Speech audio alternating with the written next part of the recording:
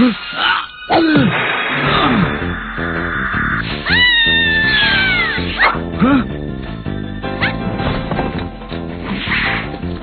magkita na lang tayo mamaya. Oba! Tumigil ka! Huwag ako, habulin mo! Mali yata ang narinig ko.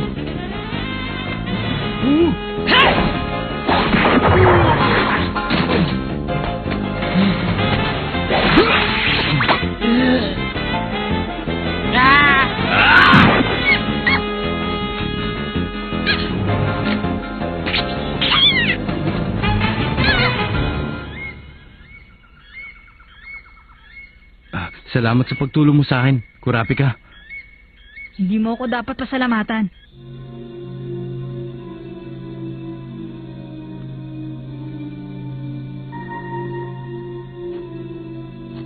Kailangan pa ng dalawa. Ito na ang tamang oras.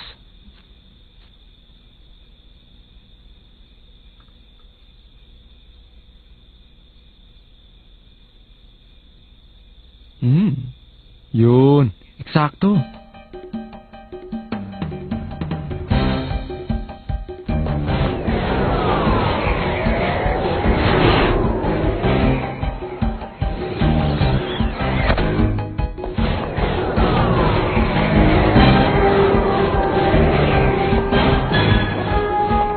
Nagmamadali siya. Siguro nakita na niya ang kanyang target. Ito ng pagkakataon ko.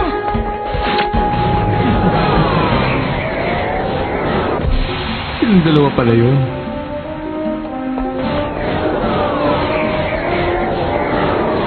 Kawawa naman sila. Kaya ng plano, maghihintay ako ng tamang pagkakataon. Pag umatake na si Hisoka, sabay ko naman kukunin ang number niya.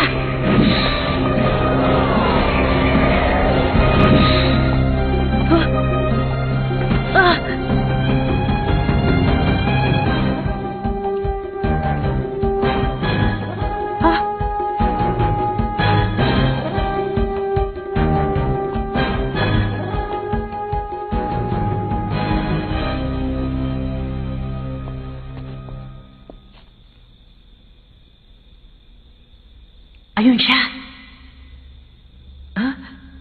Leorio, Kurapika. Si Hisoka. Tingnan mo nga naman ang pagkakataon. Kumusta? Hindi maaari. Sina Leorio at Kurapika ang kanyang target. Anong gagawin ko? Anong gagawin ko? Ito ba ang target niya, Kurapika? Maaari.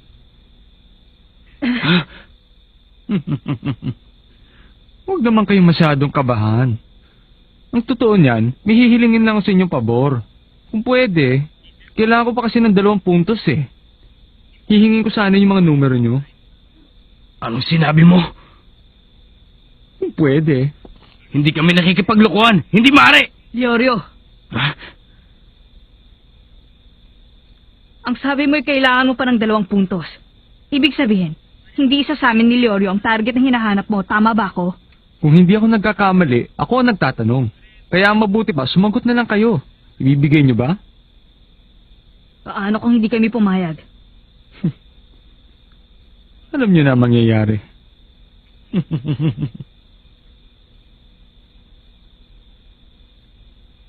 Hindi pwede. Kailangan kong baguhin ang aking plano. Ililigtas ko sila.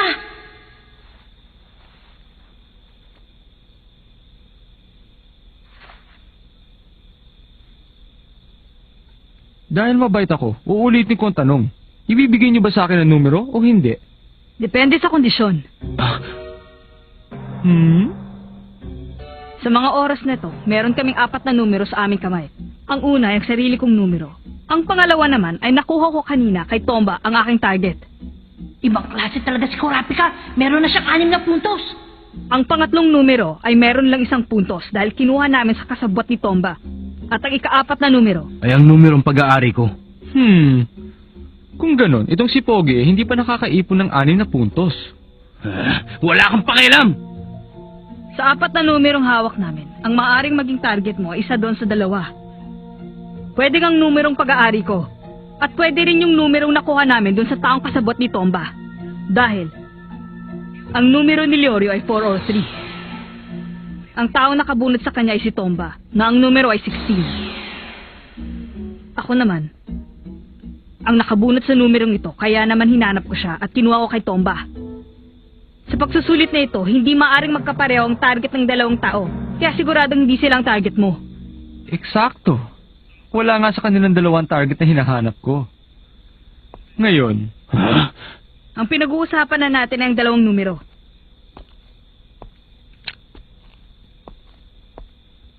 Itong numerong naagaw namin ay 1 puntos lang ang katumbas at ang aking numero.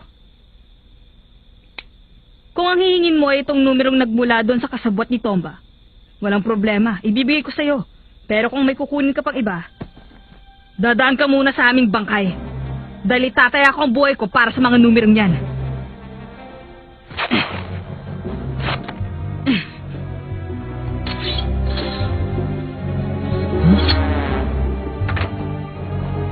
Sa pagkakataong ito, hindi na kita pagbibigyan.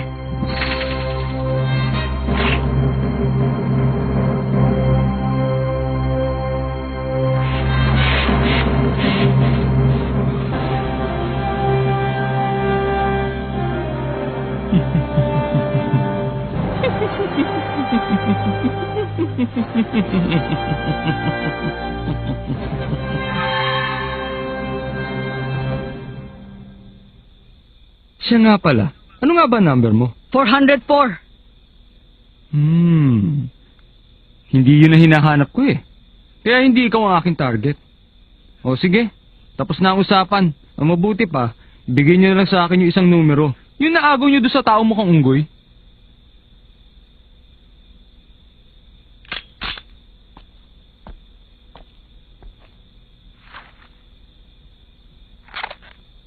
Iiwan namin dito. Wala kayong dapat ipag-alala. Hindi mo na ako gagalaw dito sa aking kinatatayuan.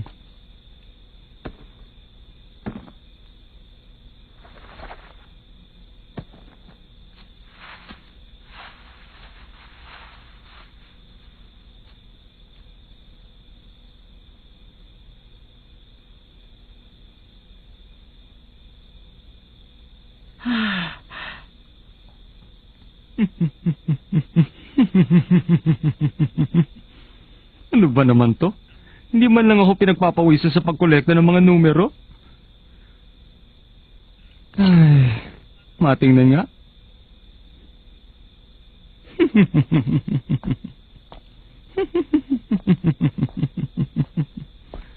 Bakit kaya ba itong dalawang yun?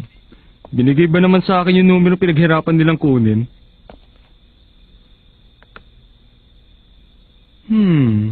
Baliwala. Hindi rin pala to yung target ko eh. Kulang pa rin ng isa.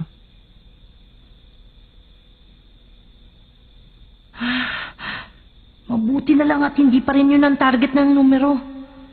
Ibig sabihin, meron pa akong pagkakataon. Kapag nakahanap na siya ulit ng bagong bibiktimahin.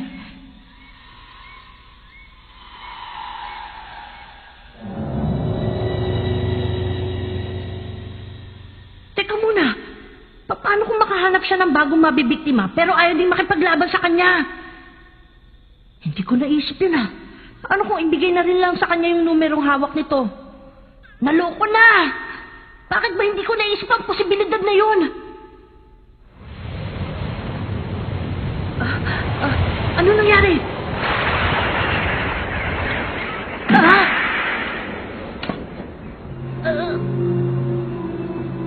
Ano itong nararamdaman ko?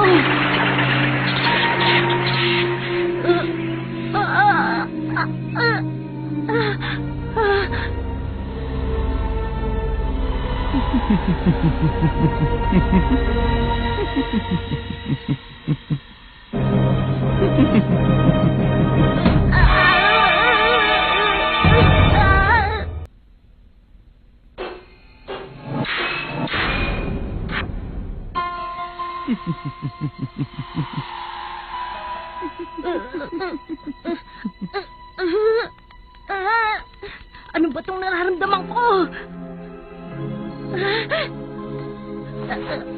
Para akong natatakot.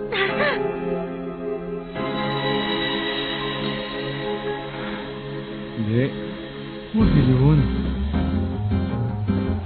Dahil dun sa dalawang yun, nakakaramdam na naman ng init ang aking katawan.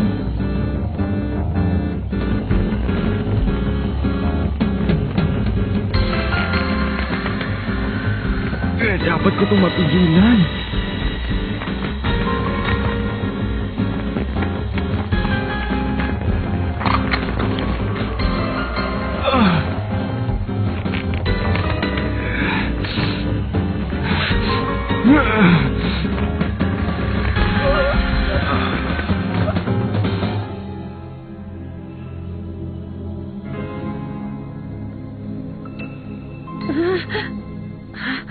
Nakakapangilabot ang kanyang lakas.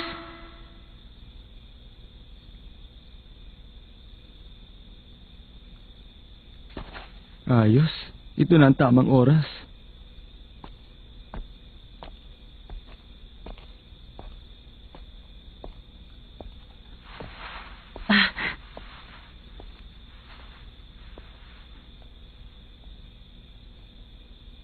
Sigurado, sa nararamdaman kong lakas ng kanyang aura, lahat ng makasalubong niya ay tatapusin niya.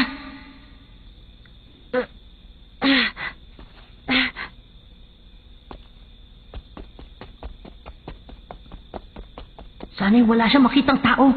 Kahit sumuko pa to sa kanya, siguradong aatakihin niya.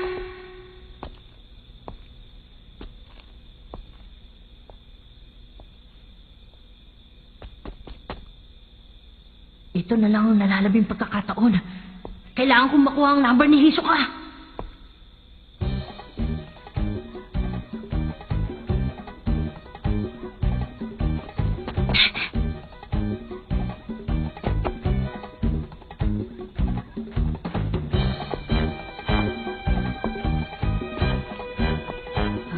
Anong gagawin ko? Kapag sinundan ko lang siya ng sinundan, siguradong hindi ako aabot sa oras na makakita siya ng bibiktimahin. Dapat kong mahanap ang kanyang target.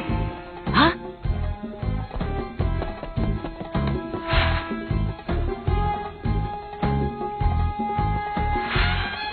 Ha?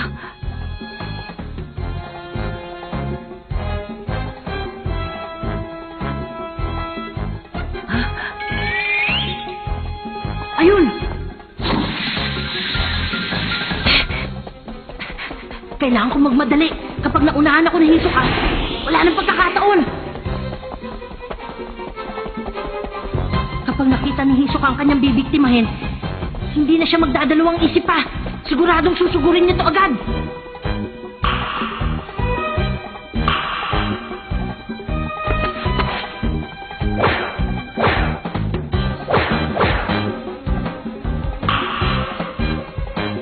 Dito.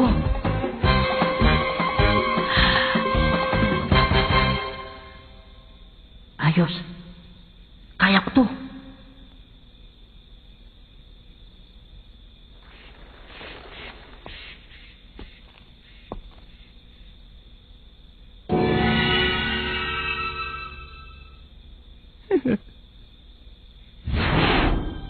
Ayan na.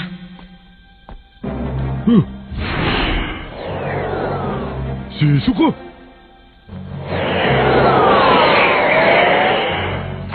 Sige, sugod!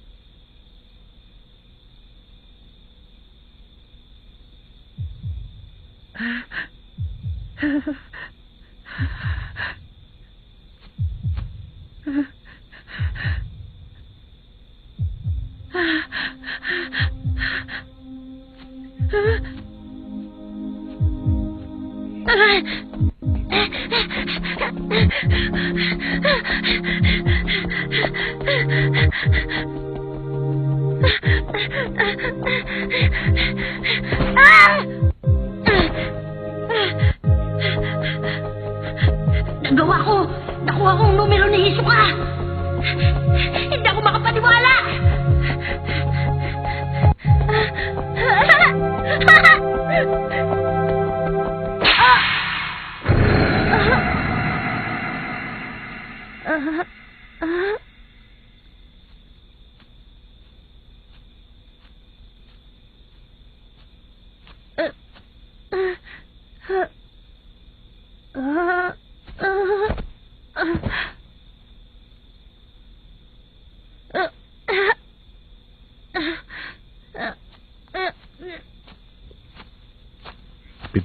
Beses. Alam mo ba kung anong ibig sabihin ng sinabi ko? 7,000 nang nasayang na pagkakataon, nahuli rin kita. Ganun din karaming beses kang nag-insayo sa paggamit ng pamingwit dun sa ilog.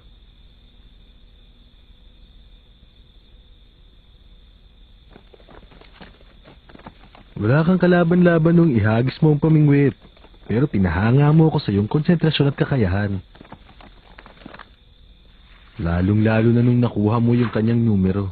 Napakagaling. Sa susunod, doblehin mo ang pag-iingat dahil hindi mo kilala ang kalaban. May isa pang bagay nga pala. Marunong din akong tumanaw ng utang na loob. Sa pagliligtas mo sa akin noong bumabagay sa dagat, maraming salamat. Paalam.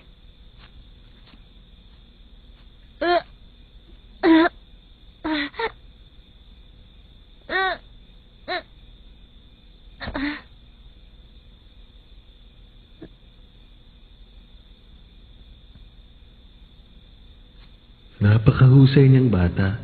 Gagawin niyang lahat, matupad lamang ang pangarap na maging hunter. Kaya lamang masyado pa siyang inosente.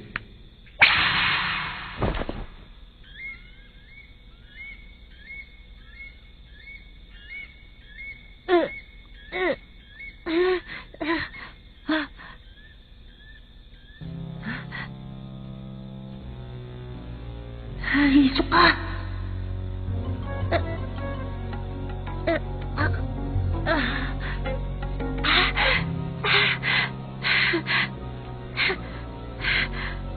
Ginulat mo ako ah. Magaling ang ginawa mo. Hindi ko naramdaman na nandun ka pala sa paligid. Inabangan mo ba ang pag-atake ko sa aking magiging biktima? Paano mo natutunan ang kakayahang yun? Napakagaling. Para ka isang mabangis na hayop sa gubat. Eksakto ang paghagis mo sa pamingwit. Parang wala kang naramdaman takot ng oras na yun. At sinabayan mo pa ang pagbago ng aking aura. Kamangha-mangha ang ginawa mo. Kung hindi ako nagkakamali, naparalisa ang buo mong katawan, bata. Sigurado akong itinira sa iyo ng taong yun ay may laso ng pampamanhid. Ang normal na tao ay aabuti ng 10 araw bago mabawi ang kanyang lakas. Pero ikaw, sa palagay ko 4 na araw lang. Paalam na sa'yo. Sandali lang! Bakit naalis ka na? Kaya ka bumalik dito ay para kunin ang numerong inaagaw ko, hindi ba? Mali ka doon. Ang taong nagmamay-ari ng sombrerong ito ang aking target. Kaya kompleto na ang 6 na puntos. Para sa'yo talaga ang mga numerong yan. Hindi ko kailangan ng mga yan! Huwag kang magsalita ng ganyan. May utang ka sa akin. Bayaran mo na lang ako pagdating ng araw. Paalam ulit.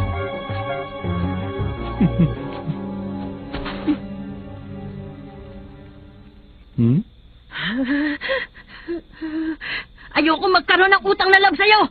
Kaya ibabalik ko na ito!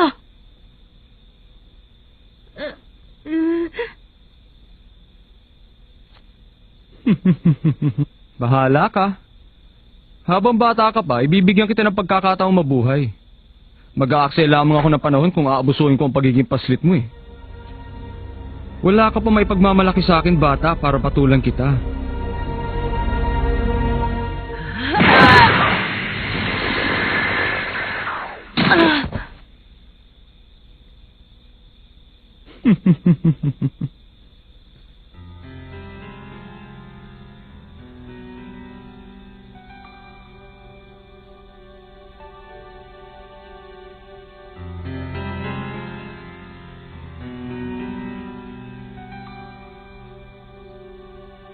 Hanapin mo ko kapag kaya mo na sumutok ng ganong kalakas ha.